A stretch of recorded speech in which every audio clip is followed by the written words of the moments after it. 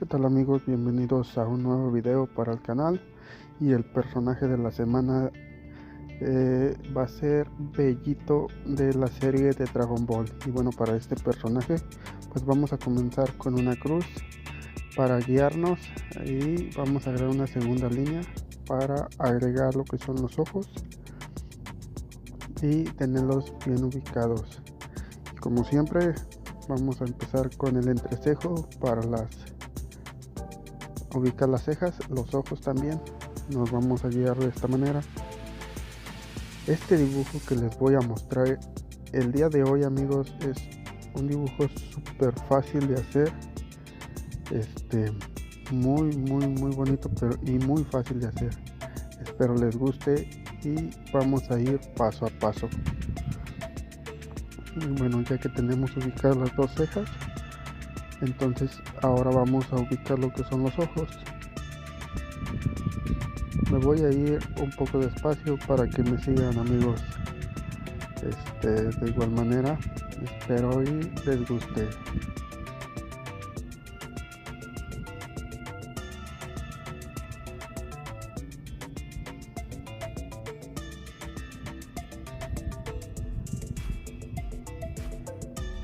Bueno, ya que tenemos los ojos ubicados, pues vamos a ubicar lo que son los iris. Me quedó un poquito distorsionado, bueno, lo arreglamos y no pasa nada. Vamos a agregar estas dos líneas arriba de las cejas para ubicar la nariz. La nariz la vamos a ubicar de esta manera, guiándonos con lo que es las líneas de la cruz que hicimos al principio. Bueno, ya tenemos la nariz y lo que es la boca. En esta ocasión lo vamos a hacer un poquito abierta para darle forma de que está sonriendo. Es una característica física del personaje. Como ustedes saben, vamos a agregar estas líneas debajo de los ojos y ya casi tenemos el rostro.